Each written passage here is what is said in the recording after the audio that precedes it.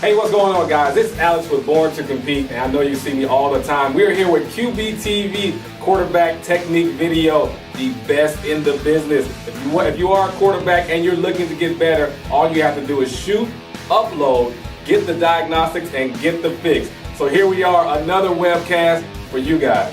Let's get into it. Last set. Bang this way. Great job. Great workout. Way to finish. All right, here we go, guys. We got work to do. Let's get out of here. Hey, coach, I'm going to get some more. You want some more? Well, go get some more in. You want to eat.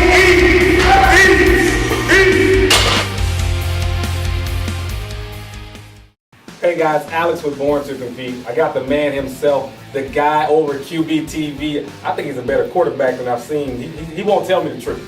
But Coach Chris, what's going on, man? I've got video. Yeah, you got video? I got video. You can watch it. We probably could sit down. Hold on. Are you 3-step, 5-step, 7-step, or are you just in the gun just letting it rip? What you doing? Oh, no. I'm all about footwork. Come Okay. on. Are you kidding me? NFL want footwork, so we're all about taking the drop. All right, so it's been a while since we talked. Yeah. What's going on? Okay.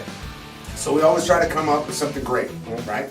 And so what we've got now is for every single player that's come into the experience, Okay. we want them to walk away with an understanding of where they're at. Yeah.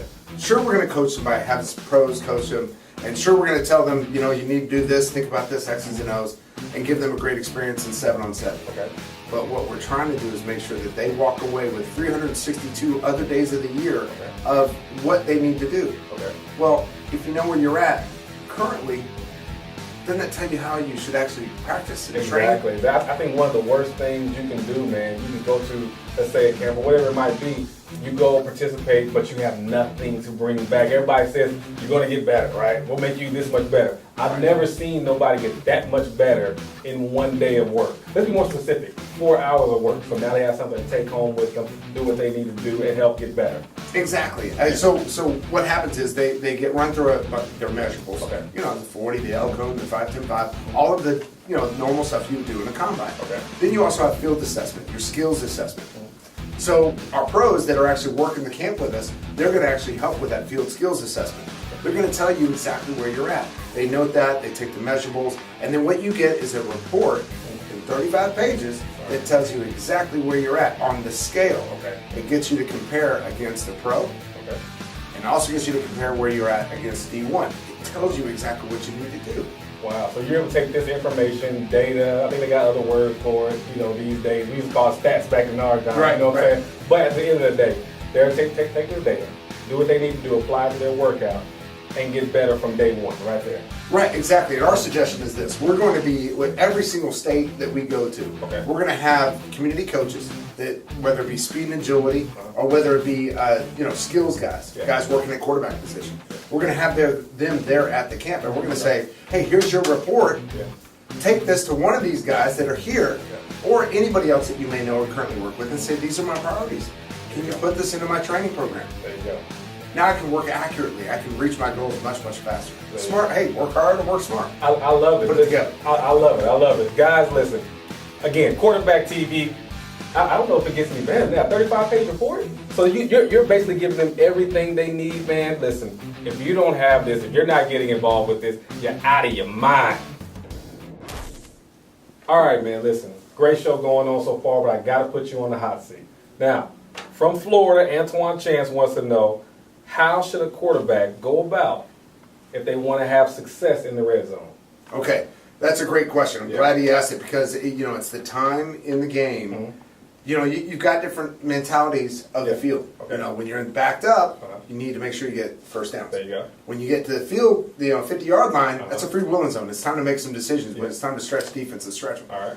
But when it's you get there nice and close, and you put all those hard downs, put it Yeah. in, Okay. and now it's time to score some points because 7's worth more than 3 on any calculator. There you go. We need to score a touchdown. So basically what you need to do, you need to make smart decisions. We're still all about that, right? Take advantage when the defense gives you something. You want to take care of, make decisions based on, you got a player that came in, he's brand new, take him down. Go at him with a throw. But if it's 3rd and 2, let's get the first. If it's 2nd and 2, even in the red zone, let's get the first. Yeah. It's still the same situation. You want to make great decisions. And, it goes down to preparation. Have you done what's necessary to prepare to understand what that defense is going to be in that situation? So you tell me then, what are some of the key success to preparing to be in that moment? Because can everybody listen?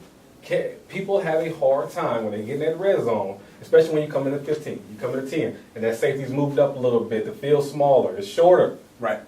How do you prepare for something like that? Well, much as the coaches. The coaches will take the game film, and they're going to go through a number of things. So what they do is they watch the game film and they chart it.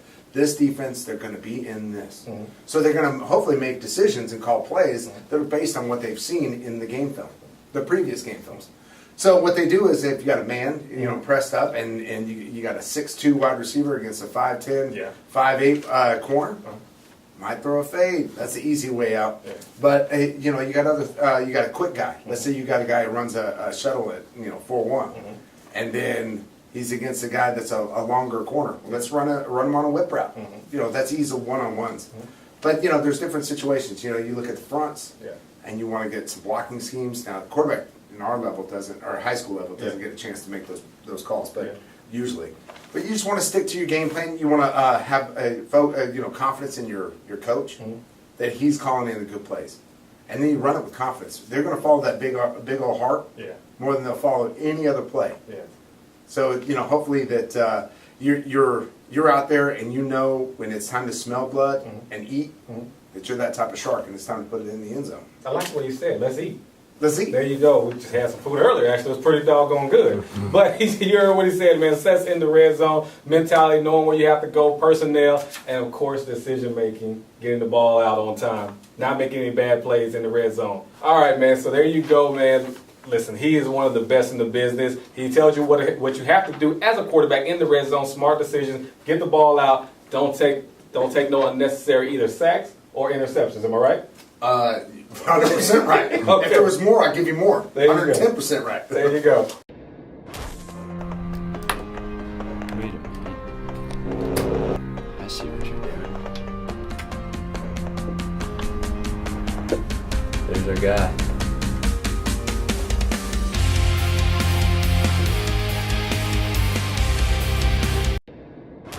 All right, guys, listen. I like to call this time in the locker room right now because we can have some real conversation, almost like being in the barbershop. Now, I know you might not go that much, and I might not go that much, but hey, it's all right. It's all right. It's all right. But let's talk a little bit. For those that do not know, this is Dale Nunez. His son, Lorenzo Nunez, one of the top quarterbacks in the state last year, now playing at South Carolina. Sure. Listen, what we have you here for today is we're asking you questions on how does it feel to be a parent of a kid that is obviously one of the top recruits in the state, if not the country. Tell me what it's like to be a parent going through that situation. Initially, during the recruiting process as a parent, you seem to be in the dark. Yeah. You don't know what's the next step to take as far as the recruiting process is concerned. You've done the legwork as far as getting your kid's skill set to a certain level with the training, speed and agility, quarterback coach. You've gone to the proper camps, but how do you get the attention of that D1, D2, D3 coach? And I feel like I've put a procedure in place to kind of get that done. Okay, I'm dying to hear this. Break it down to me where you feel those steps are necessary and how they work. Well, first you have to make an objective assessment of the product that you're dealing with. And I hate to talk about somebody's son as a product, but it is a product. It's a business. Yeah. Right? Yeah. Last year, I believe all the SEC schools got $31.8 million right, for their participation in the SEC. Okay. So it's a business. Yeah. Make a true assessment of where your kid should be. Is he a D1 kid? Is he a D2 kid? Is he a AA kid? Yeah. How is he going to be of value to the program that you bring him to? Okay. Right? That school wants to hear from you. Okay? Many times I think parents feel that the school's doing them a favor. Right? You need to change that paradigm. You're doing them a favor. Okay. You're bringing them a product that they can be successful with. Gotcha. And let me ask you a question. I mean, how did you go about that, dealing with the phone calls and I guess flipping it to understand that, to really truly understand that you're the prize at the end of the day. Right. Even though they're offering something that's fantastic, at the end of the day, you're still the prize.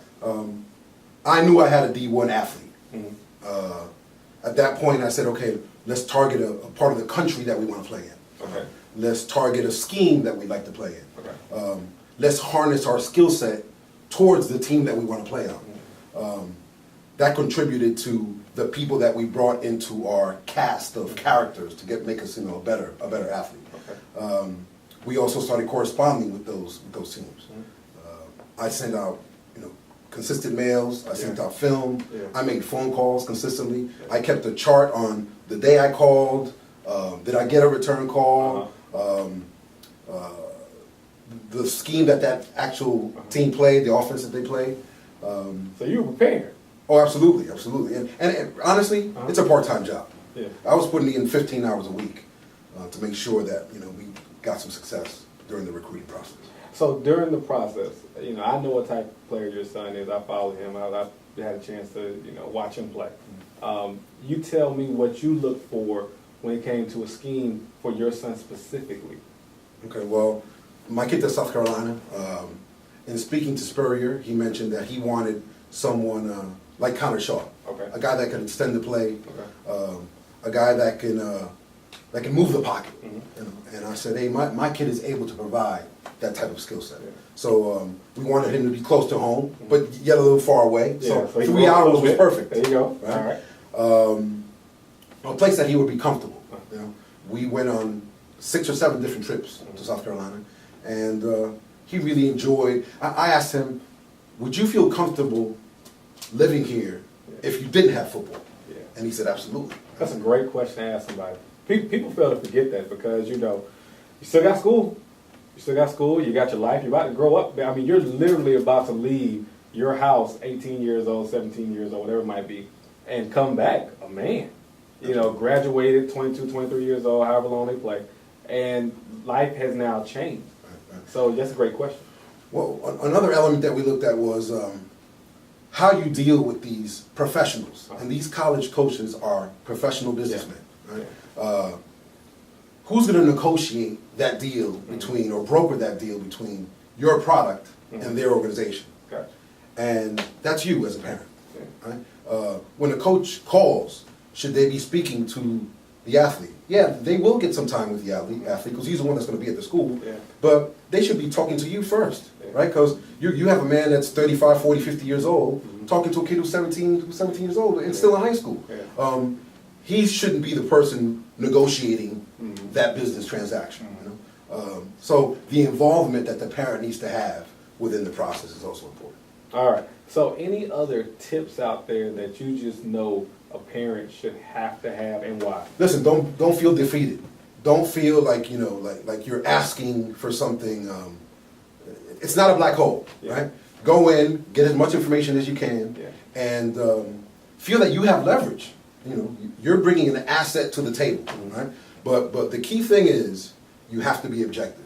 And if you can't do that because of the love that you have for your child, then there's several tools, including we're here at QB TV. That's the kind of things that they do. I mean, they talked about a 35-page report. Yeah. That's an objective view of where your kid is, Yeah. right? And I find that I've been doing this now. I've been in it for like 6 or 7 years. There's a lot of parents that don't have that objective view, right? So I think that's the primary thing. And the second thing is you got to have a great film, Okay. right?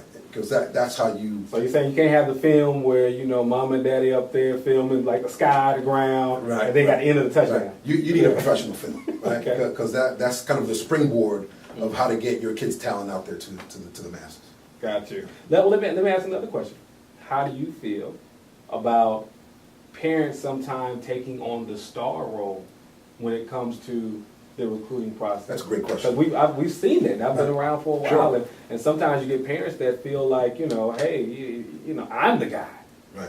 But you're not the guy. Right. The kid's the guy. Sure. You're the parent. So there's two sides of the spectrum. A parent that's not involved at all, and the parent that just goes too far. There you go. So they've had this thing, helicopter parent, right? The parent who hovers over the kid. Is that the name? Involved. Do we have a name for They it have something now? like that called. Can we coin this? Can we sell this?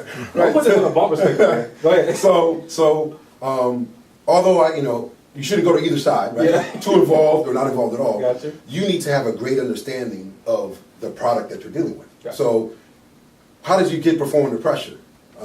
How does your kid deal with authority? Yeah. The changes in schemes. Can he go from a pocket passer to you have to understand your product. Yeah. And in order to do that, you have to go to practices, Yeah. right? You have to see him compete in a situation like this or these other programs you go to, you have to see him compete because how do you know what you're going to deliver to these schools if you don't know how your kid's going to perform? And it's not just games. Yeah. It's not just going to your kid's high school games. It's, across the gamut. I have to see him every single time he gets out to perform. I have to make an assessment of how he did today and how we get better. There you go. There you go. Let me ask the last question, man. I know I keep saying this, but when did you know? Like, I remember seeing him in 8th grade, and I said, the skill set is there. It'll come eventually. Right. But how did you know, okay, I have a pretty good player on my hands right here? My kid was very, very aggressive. Yeah. Right? And you can't teach aggression. Right? Aggression, speed, the ability to want to get better. I really didn't have to push him as far as working. Now, we might have to address certain aspects of the game, but as far as hard work, he came to me and said, hey, let's go get a couple hours here. Let's get a couple hours there.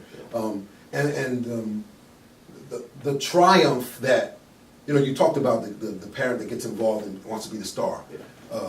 You triumph together. I remember our first offer, which was at Clemson. There you go. Even thinking about it now, I get kind of a little teary-eyed because it's a bond that you create with your son. That'll be forever. It's something that you and him work together to achieve. You're good, man. You're good. No, that's good stuff. That's good stuff. I can tell you what. I think the hard work you guys put in got you to the point where you're at. And now, here you are, 4 years or however long they have it for. School's paid for. Absolutely. And that's a great thing, by the way. And the most important thing is they come out debt-free. Correct. No matter Correct. what it is their life they're going to do, they come out debt-free and they can start life productive. Great experience, Yeah. going to school as a student athlete, Uh-huh. playing in the SEC, Yeah. and seeing a kid go from a 6th or 7th, 8th grader Yeah. to an adult, and you played a big part in doing that, and you guys did it together. So that's a success. Good stuff, man. Well, there you have it, man. Dale Nunez, man. Great job. You good? There we go. Hey, check out what we got coming up next. I think we headed to commercial now. I don't know what we're selling. We got something, man. Go buy. All right, take care.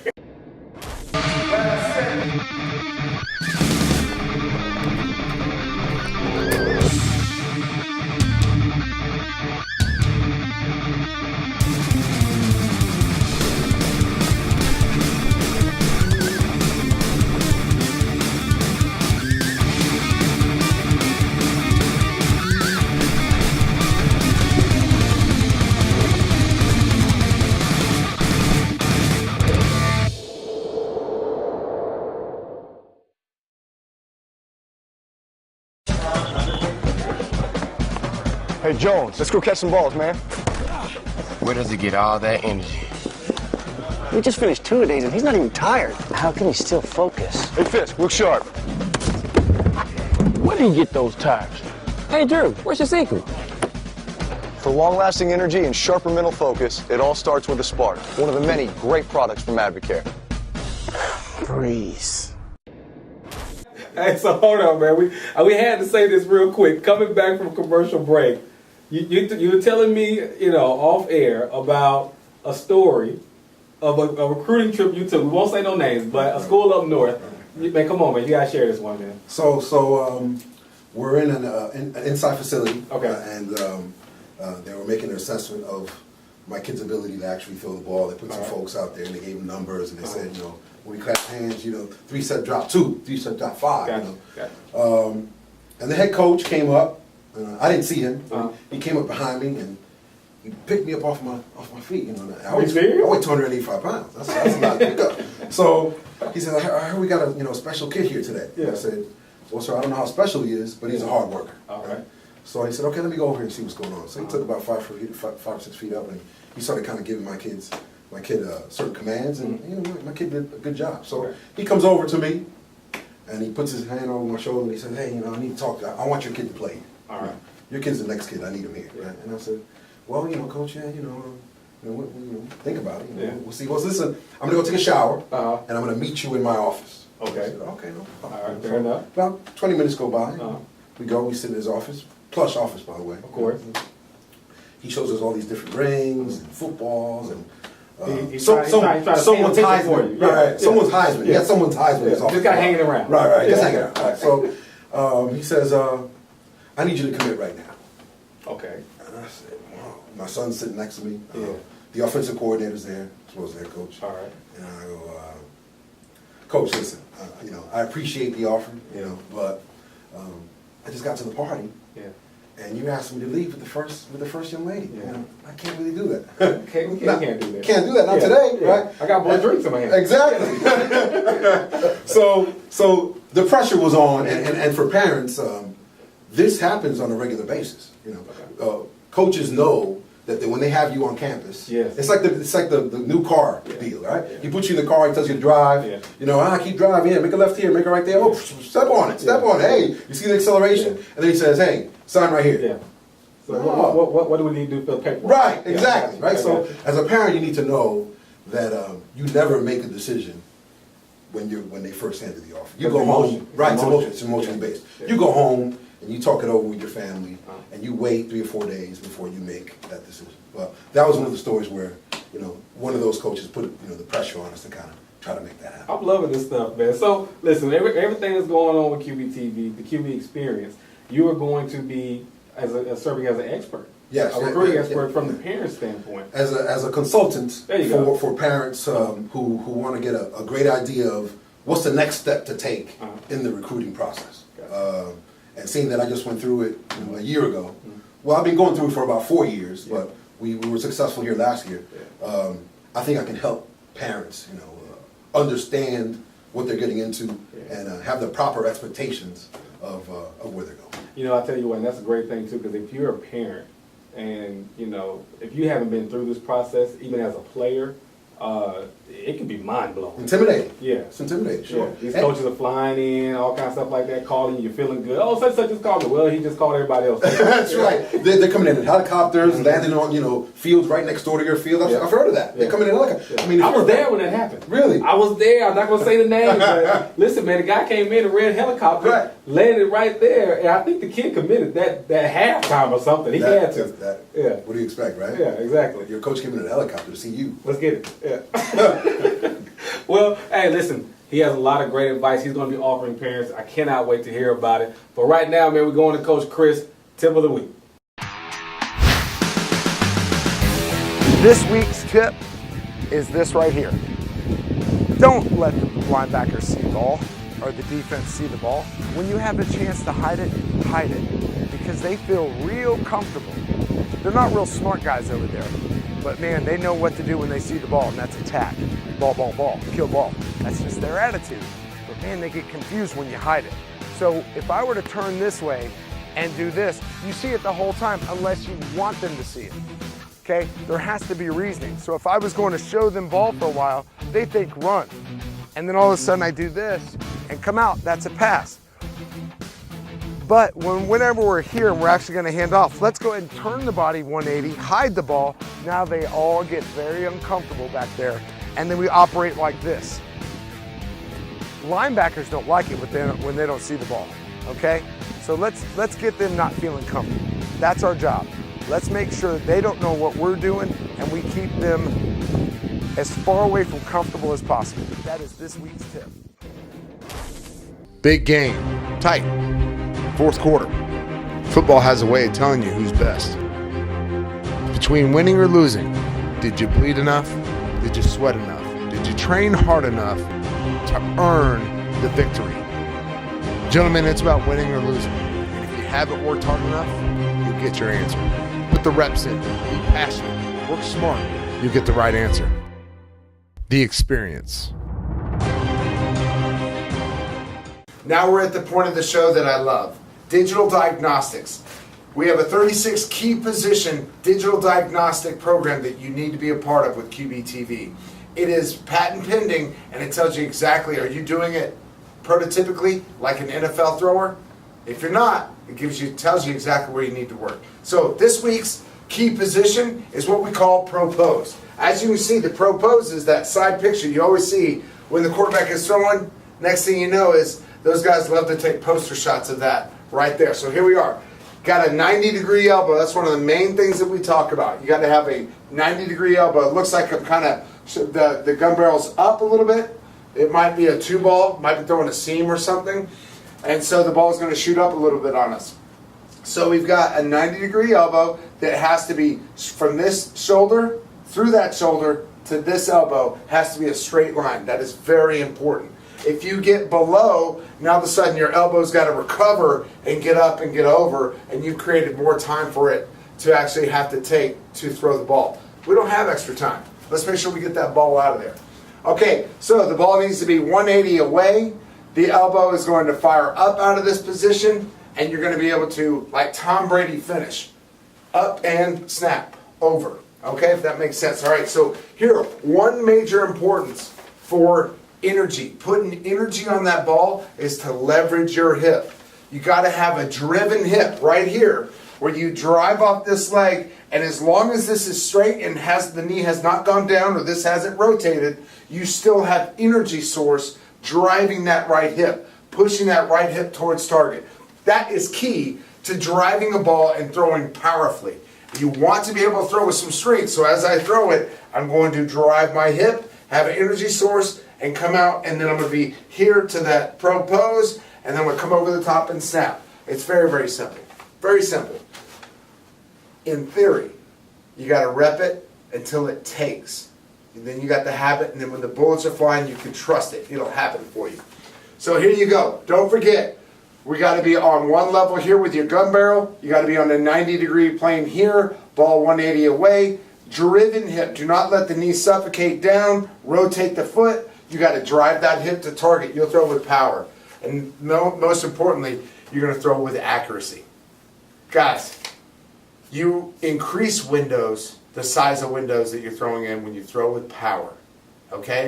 And receivers like accurate footballs. And so do your stats. Remember, stick to the key positions right here at QB TV. Okay, back with QB TV.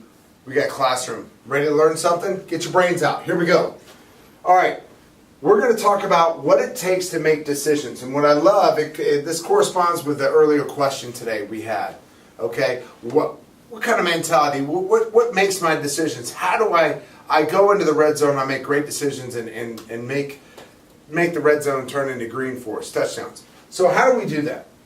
So let's talk about the whole basis of decision making. Guys, you got to understand decisions. Proper decision making will only mean that you put your team in a better situation. Okay? And playing quarterback is more up here than it is down here. Here's how it works. Decision making. Now this right here is a graph. It shows you basically what happens on 1st and 10. That's first and long, right? 10 is a long number.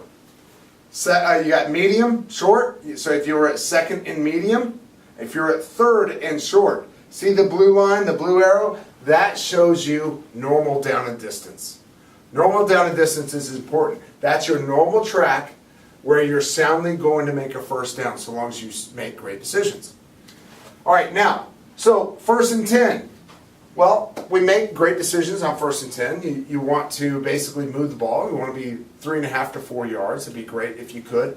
And if you're making a decision based on to throw long or to throw short, well, that kind of depends on field position. We're going to get into that in here in just a minute.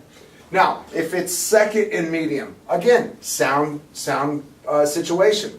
Now, if it's 2nd and long, 2nd down is key because 2nd down, a lot of moving things are happening on that down.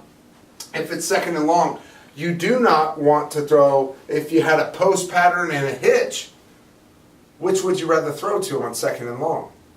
Well, if I told you, like for instance, let's say a go pattern and a hitch. Let's just drop it down. It's about an 80% throw versus a 20% throw. So my question to you is, do you want to be in 3rd and long 80% of the time? Or do you want to be in 3rd and short 80% of the time? And it all depends on your decision. Your decision to throw the hitch will get you into a better situation. Okay, so what we try to do is, whenever we're in red, we're just trying to move to blue. We don't ever try to move 2 dots. We try to move to blue. Okay, so 2nd and 8, 2nd and 9, 2nd and 10, just throw the hitch. Don't throw the go route that's a 20% throw, because 80% of the time you're going to be in 3rd and 10. Okay? Throw the hitch so you'll be 3rd and 2, a manageable 3rd down. Key important fact. Now, if it's 2nd and 2, 2 backup plans are important. Always when you make a decision. If you're going to throw long, we still have to have first downs. And it's very important to stretch the defense when you can, again, based on field position.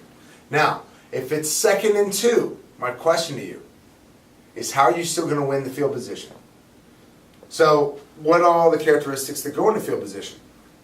Interceptions, right? Turnovers, those go into field position where the team didn't even have a chance to kick the ball to do their to get an extra 30 or 40 yards onto that kick to where that averages out field position, puts you back on the minus 20. What about if you rush more than the other team? Field position. If you pass for more yards, better attempts and completion percentage. Better field position, because you get more yards in those cases. Okay, so here's my point.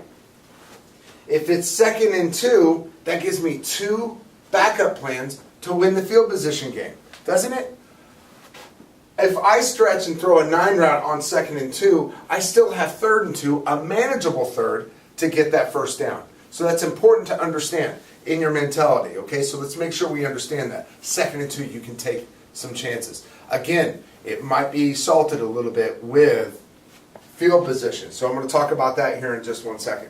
So 3rd down is very simple, by the way. 3rd down is simple. 3rd down, you want to make sure you get the first down, okay? Unless the guy's wide open. Don't get me wrong, we're assassins. If they're going to leave someone open, we're going to hit them, okay? That is important. Now, let's talk about mentality through the field. Okay, now this is key. Whenever we're in the blue zone, we're going out this way, guys. So we're in the minus. We're in the blue zone. That's called the conservative zone. You want to have a smart decisions to move chains mentality. Smart decisions to move chains. So if it's 2nd and 2 here, get the first down. Unless the guy's wide open, get the first down. Let's move the chains, because the bottom line is, if we punt from back here, we don't get it with on our 3rd down, then we punt to here, and they get it to, and they return to the 40 or 50 here. They have 40 or 50% chance of scoring. If we can always get them, this is what I always ask. What's the big stat on a kicker? How many times have you punted the ball inside the 20? Because we all know that the scoring potential of that is a lot less. In fact, in high school, it's a single-digit percentage. Okay? So what's important is getting the ball back there. You can't punt the ball from back here to back there. And it's not, field position, you're going to lose. Got to have the field position mentality. So we get the first down in the blue. You get to the free willing zone, now things change.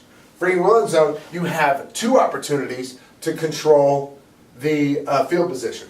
So if it's 2nd and 2 here, we're gonna stretch the defense. It's now time to stretch them so they can't crowd you. They can't ever get comfortable and sneak up on you, okay? And press you or feel comfortable that they can always put that pressure on you. You want to put the pressure on them. Stretch them. Throw a post route on them. Throw a 9 route on them. Because you got 3rd and 2 to actually get the first down. And if you don't get the first down, the most important thing is you have to own the field position. You have 4th down to punt it inside the 20. The key point for a punter, okay? It's all about field position. Now, the toughest place to score from is right outside the red zone. The 25 to the 35. Whenever you're in that position, it's called the setup zone. So you've gone from conservative zone to the stretch zone, and now you're at the setup zone. The setup zone, this is when TDs or field goals are decided. Because if you don't act like and get the mentality that you had here, you want to get healthy, you want to have a healthy first down in the red zone. You don't want to try to score from here. It's the toughest place to score from. Just get yourself a first down. So all you got to do on 2nd and 2, just get the first down. Get into the red zone, and then we have what we call the red zone, the killer instinct. You got to score, okay? So if you have this mentality here, you're probably going to be set up for a TD. If you've got this mentality here, you're going to probably get a field goal. Bottom line is, we want TDs. They're worth more. We said that earlier in the show. Let's make sure we stick to that, okay, guys? So get the first, stretch the defense, set up zone, so you're going to get the first again here, red zone. like a shark smelling blood. Let's score a touchdown. It's about touchdowns. Okay? Here at QBTV, we like to throw for them. That's the classroom portion. All right, guys, hope you enjoyed the show, man. A fantastic show. Dale Nunes come on here and shared his experience as a parent to let you know what the recruiting process is all about. And how about that story? The coach coming up, grabbing from behind. I don't know, man. I might have hit a Granby roll. You know, I caught him in a cradle. That's some wrestling talk right there. But I did it all to him. But either way, man, for the experience, check the states and dates, times and locations on the website so you can make sure you get involved with that. Other than that, hope you enjoyed the show. Till next time, man, we're out.